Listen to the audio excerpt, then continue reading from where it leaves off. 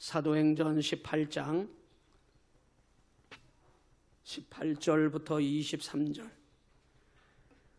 제가 가진 성경 신약 220면 앞에 화면에도 성경 본문이 있습니다. 찾으셨으면 아멘. 합독합니다. 시작. 바울은 더 여러 날 머물다가 형제들과 작별하고 배 타고 수리아로 떠나갈새 브리스길라와 아굴라도 함께 하더라. 바울이 일찍이 서원이 있었으므로 갱그레아에서 머리를 깎았더라. 에베소에 와서 그들을 거기 머물게 하고 자기는 회당에 들어가서 유대인들과 변론하니 여러 사람이 더 오래 있기를 청하되 허락하지 아니하고 작별하여 이르되 만일 하나님의 뜻이면 너희에게로 돌아오리라 하고 배를 타고 에베소를 떠나 가이사랴에 상륙하여 올라가 교회의 안부를 물은 후에 안디옥으로 내려가서 얼마 있다가 떠나 갈라디아와 부르기아 땅을 여러 차례로 다니며 모든 제자를 굳건하게 하니라. 아멘. 하나님의 뜻이라면 우리 옆 사람과 인사하겠습니다. 오늘도 큰 은혜 받읍시다.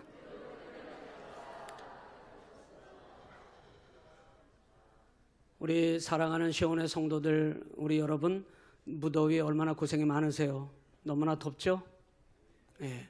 오늘 그런데 바람이 조금 꺾인 것 같기도 하고 조금 시원해진 것 같기도 합니다. 제가 되게 신기한 기사를 봤어요. 기사에 올라왔더라고요. 혹시 보신 분들도 계신 것 같아요. 제가 왜 이렇게 덥나, 저 유독 더위를 많이 타는데 왜 이렇게 덥나 봤더니 그 기사에 이렇게 나왔어요. 미남 미녀가 더위를 더 많이 탄대요. 아니 웃지 말고, 기사에 그렇게 났다니까. 아, 나 왜 이렇게 더운가 했어. 양 집사님 엄청 덥죠? 예? 엄청. 김성찬 장로님 엄청 더우실 것 같은데?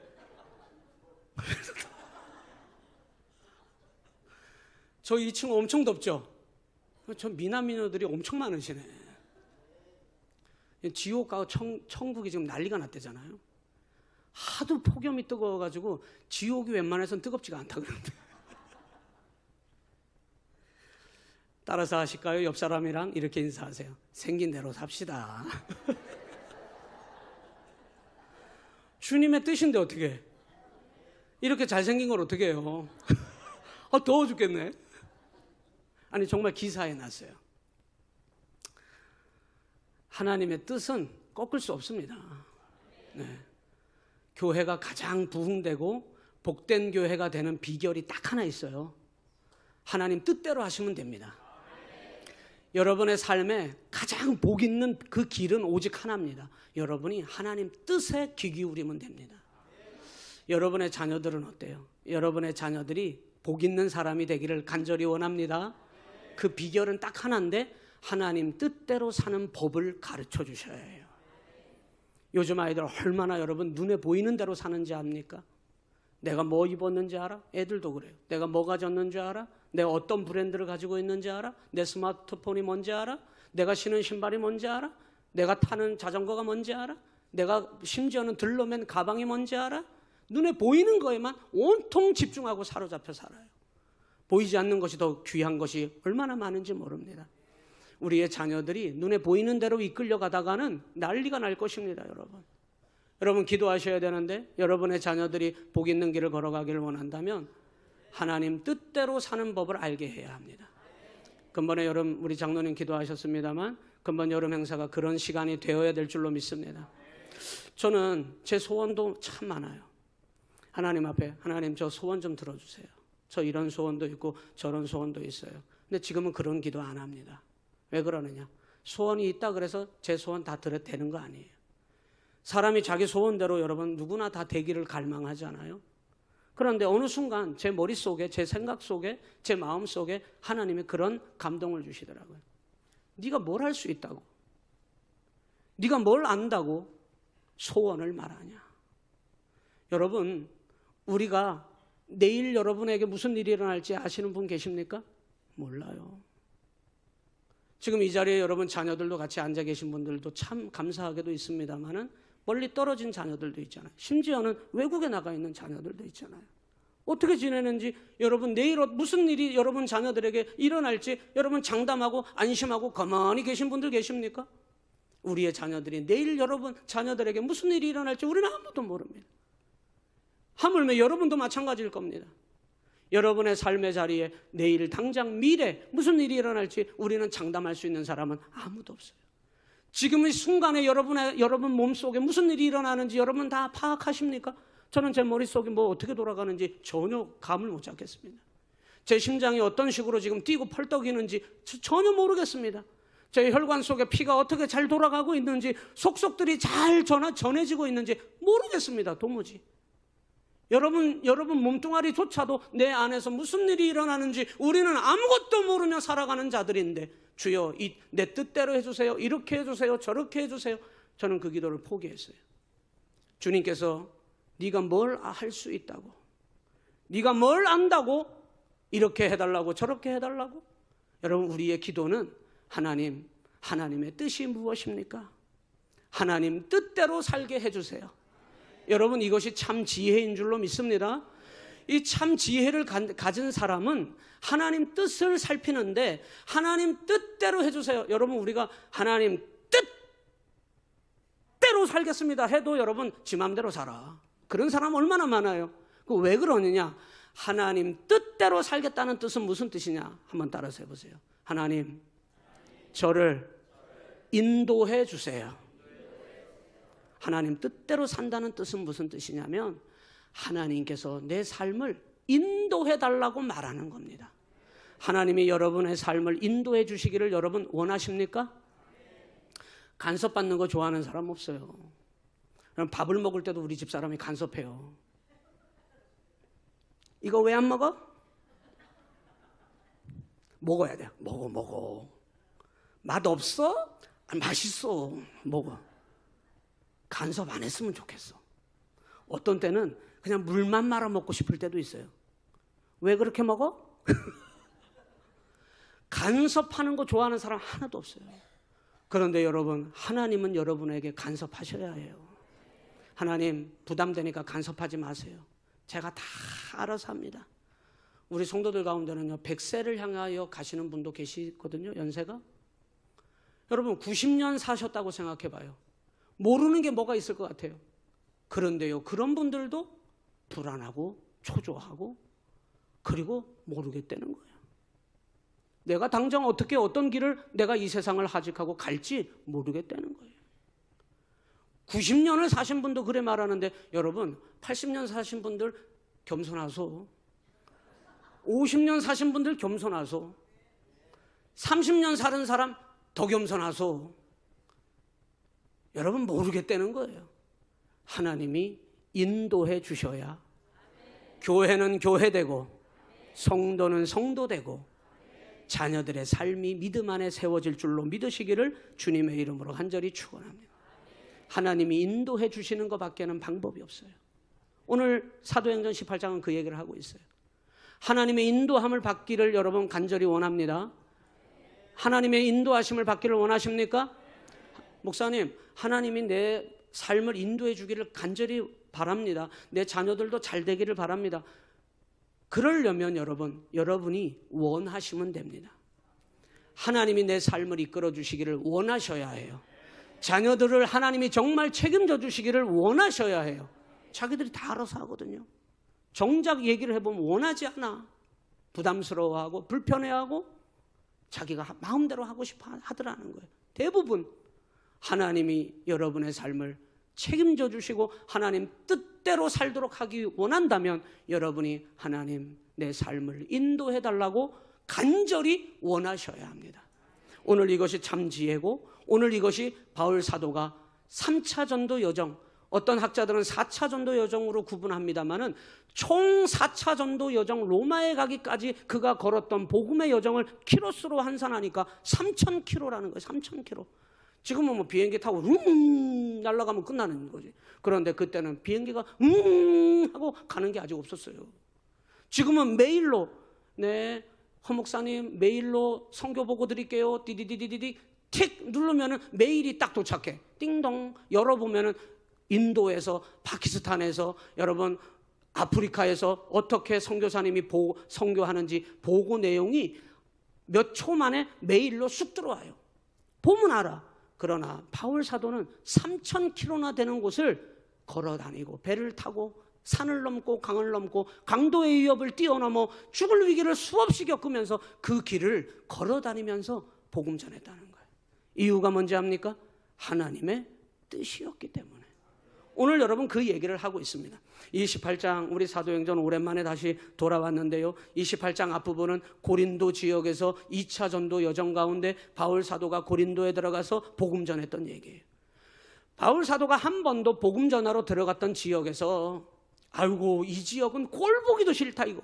사람들이 어쩌면 저렇게 못돼 먹었냐. 아이고 저것들은 복음을 들을 가치도 없어. 이랬던 적이 한 번도 없는데 유일하게 고린도 지역에서 이 고린도 사람들이 얼마나 강팍하고 얼마나 핍박을 심하게 하는지 이 고린도라고 하는 지역을 여러분 우리는 너무 잘 알잖아요. 우상의 도시, 음란의 도시, 태폐의 도시.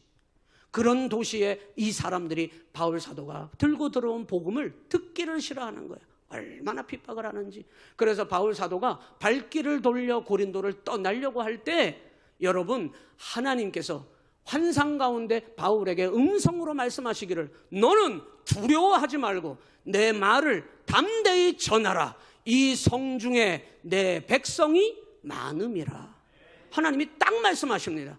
바울의 마음을 알고 발길을 돌려 저것들은 복음을 들을 가치도 없다고 생각하여서 떠나가려고 할 때 성령께서 바울에게 찾아가셔서 하나님의 음성을 들려주셨는데 하나님의 뜻은 네가 여기를 떠나는 것이 아니라 네가 괴롭다고 도망치는 것이 아니라 네가 저들 꼴보기 싫다고 발길을 돌릴 곳이 아니라 이 성중에 내 말씀을 복음을 들어야 할 백성이 많다고 하는 하나님의 뜻을 바울에게 분명하게 말씀해 주신 줄로 믿습니다. 그때 여러분 바울은 어때요? 떠날 수 없었어요. 자기를 싫어하고 핍박하고 어떻게 해서든지 죽이려고 하는 그 유대인들 앞에서 떠나고 싶었지만 떠나지 않습니다. 왜? 그것이 하나님의 뜻이라고 분명히 들었기 때문에. 여러분이 하나님 뜻대로 잘 걸어가. 그러면 하늘에서 갑자기 휙 열리면서 아이고 채권사야 맞아 잘 걸어가고 있어. 그러면 여러분 신앙생활 할 만 날 거예요. 내가 막 잘못된 길을 가고 있어. 내가 하나님을 막 거역하면서 살아. 하늘이 쑥 열리더니 불이 앞에 확 떨어져. 어이구 내가 잘못 가고 있구나. 그러면 바로 회개할 겁니다. 그죠? 그런데 여러분 지금 그래요? 우리는 잘 모르잖아요. 자기가 좋으면 좋은 거고 어려워지면은 하나님 왜 그래요 하면서 원망하고 불평하잖아요. 그런데 여러분 환난이 있다고, 환난이 여러분 걷어졌다고, 좋아졌다고 하나님이 나를 사랑하시고 환난이 여전히 남았다고 하나님이 나를 미워하시는 것이 아니지 않습니까? 환난 가운데 어려움 가운데 하나님의 뜻이 무엇인지를 분별하기만 한다면 여러분 이 나를 싫어하고 핍박하고 나를 죽이려고 하는 그 고린도에서 당장 내 마음은 떠나가고 싶지만 바울 사도는 그것이 하나님의 뜻임을 깨달았기 때문에 하나님의 뜻대로 움직이는 사람이 바울이었기 때문에 고린도를 떠나지 않아요. 그리고는 그곳에서 여러분 18장 12절 우리가 앞부분부터 봤어야 되는데 뒷부분만 읽었습니다만 11절에 보면 이 고린도에서 바울 사도는 얼마나 머물러 있었다고요? 1년 6개월을 거기 머물러 있었다고 성경이 기록해요. 여러분 이때 하나님이 두 가지 놀라운 역사를 행하시는데 우상의 도시, 타락의 도시, 음란의 도시에다가 하나님은 이 1년 6개월 머물러 있는 동안에 고린도 교회를 하나님이 거기다가 우뚝 세워주시는 줄로 믿습니다. 두 번째 데살로니가 전서와 데살로니가 후서의 귀한 성경을 거기서 바울 사도가 써나가기 시작합니다. 놀라운 일을 행하게 되죠. 그리고 그 결과 하나님의 복음이 고린도 지역에 고린도 교회를 세우고 주의 역사를 이루어 가게 된 줄로 믿습니다.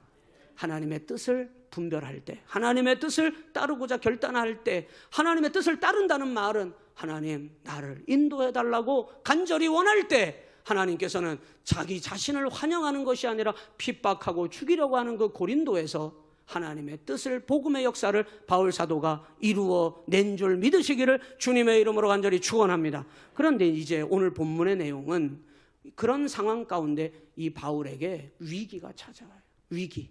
복음을 잘 전하고 있었는데 위기가 닥쳐옵니다. 어떤 위기가 닥쳐오느냐? 12절에 가서 잠깐 보셔요.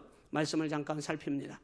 12절에 18장 12절 갈리오가 아가야 총독되었을 때 유대인이 일제히 일어나 바울을 대적하여 법정으로 데리고 갔어요.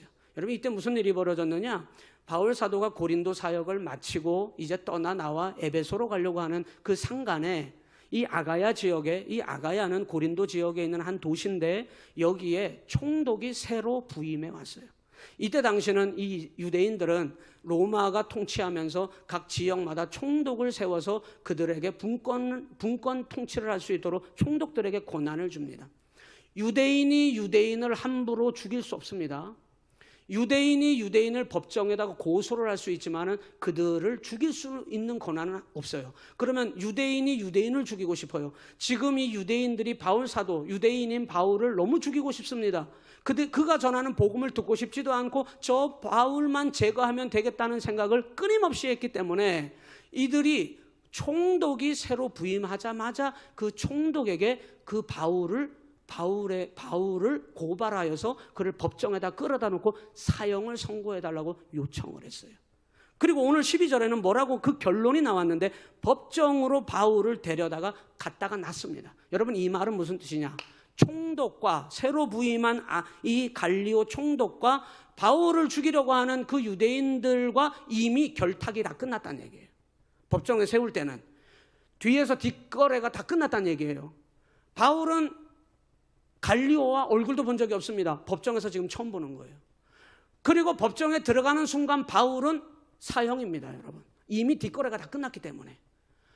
어떤 법적인 분쟁이 있어서 여러분이 법적인 송사를 당했는데 여러분이 나가서 재판을 받으려고 한다면 이기셔야죠. 법정에 나가서 여러분이 송사를 당했을 때 이기기 위해서 돈을 써야 합니다. 변호사를 사야 합니다. 그리고 확실하고 실력 있는 변호사를 사가지고 이길 수 있어요. 치밀하게 준비해서 전략을 짜서 재판에 출석해서 여러분 그 변호사를 통해서 내가 질 것 같은 사람도 이겨버릴 수 있습니다. 그런데 이때는 이 총독하고 유대인들이 뒷거래가 끝나서 결탁이 끝나면 바울은 이미 죽은 겁니다, 여러분. 그런데 그런 상황에서 법정으로 바울이 나갔는데 13절, 14절 쭉 읽어보시면 좋은데 14절에 보세요. 바울도 할 말이 있어야 될 거 아니에요. 바울도 억울하다고 얘기를 해야 될 거 아니에요. 14절에 보니까 바울이 입을 열고자 할 때에 아직 입도 못 댔어요. 그런데 누가? 갈리오가 새로 부임한 이 총독이 이 사람이 먼저 나서가지고 뭐라고 얘기하느냐? 유대인들에게 이르되 너희 유대인들아 만일 이것이 무슨 부정한 일이나 불량한 행동이 있다면은 내가 너희 말을 들어주는 것이 옳거니와 15절에 만일 문제가 언어와 명칭과 너희 법에 관한 것이라면 너희가 스스로 처리하라. 나는 이러한 일에 재판장 되기를 원하지 아니한다. 그리고 바울이 변론하기도 전에 갈리오가 지가 먼저 나서가지고 바울을 대변하면서 자기는 이 재판장이 되지 않겠다고 하면서 손을 떼버렸다는 거예요. 여러분 이런 일이 일어날 수 없어요. 이런 일이 일어날 수 없습니다. 법정에 바울이 끌려간 순간 이미 다 결과는 나온 상태고 바울은 예정대로 사형당해서 그냥 죽습니다. 그런데 이 상황과 이 어려움을 누가 뒤집었느냐? 하나님께서 이 상황과 환난을, 이 위기를 뒤집어 주신 줄로 믿습니다. 첫 번째는 바울은 하나님의 뜻을 바라보는 사람이었기 때문에 하나님께서 환난과 어려움 속에도 바울을 인도해 주신 것이고, 두 번째는 하나님께서 하나님의 뜻을 따르는 자를 외면하지 않는다는 말이에요. 하나님이 바울에게 말씀하셨어요. 이미 말씀하셨어요. 이 백성, 이 고린도에서 하나님의 말씀을 담대히 선포하라고, 너를 해할 자가 없을 것이라고 하나님께서 바울에게 이미 말씀하신 것입니다. 그래서 이 위기 속에 하나님은 바울을 지켜주신 줄로 믿습니다. 바울이 뭐라고 고백하는지 압니까? 18절에 보니까 오늘 읽은 본문이에요. 18절로 한번 가보겠습니다. 바울은 더 여러 날 머물다가 형제들과 작별하고 배 타고 이제 수리아로 떠날새 브리스길라와 아굴라도 함께 하더라. 바울이 일찍이 서원이 있었으므로 갱그레아에서 머리를 깎았더라. 여러분, 지금 바울은 고린도를 떠나 나와 이제 에베소로 가려고 합니다. 갱그레아 항구라고 하는 곳에 가서 이 바울이 뭐를 하냐면 서원을 하나님 앞에 드려요. 유대인들의 서원은 두 가지 중에 하나입니다. 첫 번째, 나실인이 되고자 할 때 제사장을 너무 하고 싶어. 그런데 제사장이 되려면 제사장 가문이어야 하고 레위 지파여야 해요. 그런데 그게 아니고서는 누구든지 제사장을 못합니다. 그런데 제사장과 같이 하나님 앞에 헌신하고 싶어. 그러면 나실인이 되면 됩니다. 나실인이 되기 위해서는 서원해야 해요. 서원할 때 남자는 머리를 빡빡 깎습니다. 여자들이 머리가 미장원 가서 머리하면 다 이유가 있다며요? 여자들이 머리를 해도 다 이유가 있다는 거 아니에요? 이 바울이 머리를 서원하면서 빡빡 깎았던 여러분 서원한 이유가 있는데 나실인이 되려고 서원한 게 절대 아닙니다. 이제 바울은 이 에베소 지역을 가면서 이때가 언제냐? 2차 전도 여정을 끝마칠 때쯤이에요. 그리고 2차 전도 여정을 마치고 예루살렘 교회로 들어가 이방인 선교를 합니다. 그리고 다시 안디옥으로 돌아와 3차 전도 여정을 하게 되는데 3차 전도 여정 때 무슨 일이 벌어지느냐? 압송당하여 로마로 가서 거기에서 순교당하여 죽습니다. 여러분, 바울은 자신의 죽음을 직감하고 있는 거예요. 아이고 무서워, 아이고 무서워. 내가 죽을 길을 왜 가? 도망가고 싶죠.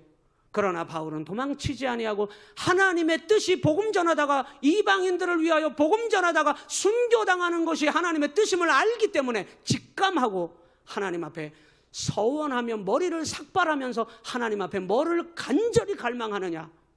하나님, 저를 좀 인도해 주세요.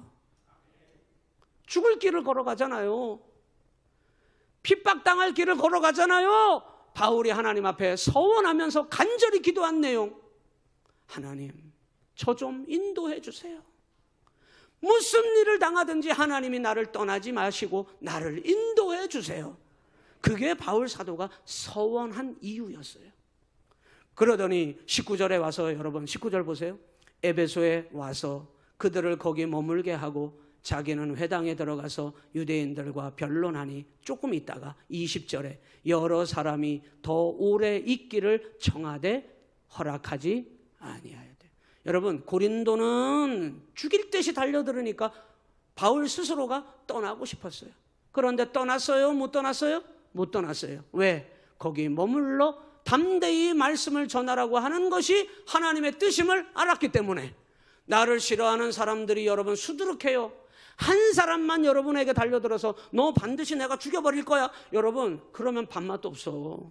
잠도 안 와요. 한 사람만, 두 사람도 아니고 한 사람만 여러분을 미워하고 죽도록 여러분을 공격하는 사람이 한 사람만 있어도, 여러분, 그런데 고린도 지역의 모든 사람들이 바울을 핍박하고 어떻게 해서든지 법정으로 걸고 가 사형을 내려서 죽이려고 했던 사람들이 수두룩한데도 떠나고 싶었지만 하나님의 뜻이라는 걸 알고 떠나지 않았어요. 에베소는 어때요? 오늘 본문의 20절에 보니까 에베소 사람들은 바울 사도를 얼마나 좋아했는지 몰라요. 여러 오랫동안 이곳에 머물러 있기를 청하였다 그러잖아요. 바울 사도를 에베소 성도들은 너무 좋아했습니다. 그래서 여기 오래 있어 주세요, 선생님. 여기 오랫도록 여기서 아예 사세요, 선생님. 그런데 바울 사도는 허락하지 아니하고, 그리고 21절에 작별하여 이르되, 만일 뭐라고 얘기합니까? 하나님의 뜻이면 너희에게로 돌아오리라. 바울 사도가 중요한 것을 말했고 중요한 삶을 살고 있었고 중요한 것을 앞으로도 붙잡고 있었는데, 그게 뭐냐? 하나님의 뜻대로 살고 있다는 얘기예요. 하나님의 뜻이라면 나는 여기 머물러 있으라 하면 머물러 있는 것이고, 가라 하시면 가는 것이고, 죽을 길이라도 들어가라 하면 들어가겠다는 것이 바울 사도의 고백이었다는 거예요. 만일 하나님의 뜻이라면 너희에게로 다시 돌아오리라. 사랑하는 성도 여러분, 오늘 하나님은 여러분에게 말씀하고 계시는 줄로 믿으시기를 주님의 이름으로 간절히 축원합니다. 이 일이 있고 나서 바울 사도를 죽이지 못하니까 이 유대인들이 바울이 에베소에 있을 때 회당장이었던 소스데네라고 하는 사람이 오늘 본문에 나오는데 읽지는 않겠습니다만은, 이 소스데네가 바울을 불러들여서 회당에다가 말씀을 강론할 수 있도록 자꾸 기회를 주고 불러들여서 강론을 하니까 이 유대인들이 바울을 어떻게 못하니까, 왜? 하나님이 지키시니까 건드릴 수가 없는 거예요. 오늘 여러분을 하나님 지켜주시는 줄로 믿습니다. 마귀가 못 건드려요. 먼저 벌벌 떨고 마귀에게 납작 엎드리면 안 됩니다, 여러분. 이 바울을 하나님이 얼마나 지키시는지 건드리지를 못하는 거예요. 그러니까 회당장이었던 소수데네라고 하는 사람을 잡아다가 대신 매를 치고 대신 핍박을 했어요.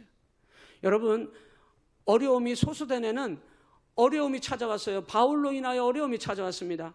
여러분, 그것이 소수데네라고 하는 사람에게 그의 인생에 불행이 아닙니다, 여러분. 고린도전서 1장 1절로 가서 보니까 이 소수데네가 이때 바울과 함께 핍박을 당한 이 이유 때문에 고린도전서 1장 1절에 뭐라고 기록되어 있냐면 이렇게 나와요.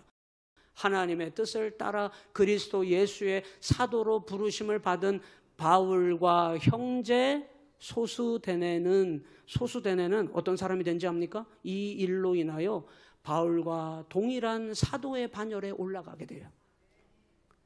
그리고는 바울이 그를 복음 전도자로, 형제로, 동역자로 이 소수데네가 바울과 함께 하나님 앞에, 소수데네라고 하는 사람이 어려움을 당했지만은 하나님께 함께 쓰임 받게 됐다는 사실을 알게 됩니다.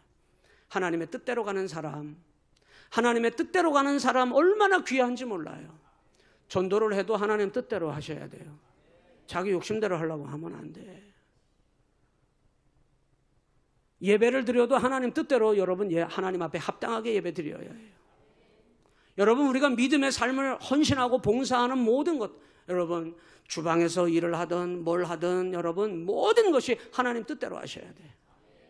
자기 마음대로 하고 싶은 대로 하려고 하면 절대 안 돼요. 하나님 뜻대로 하려고 하잖아요. 목사님, 아무도 안 알아주더이다. 아니에요. 이 목사가 허물이 좀 있어서 세밀하게 못 살핀 것이 있다면 용서하십시오. 그런데 아무도 못 알아주는 게 아니에요.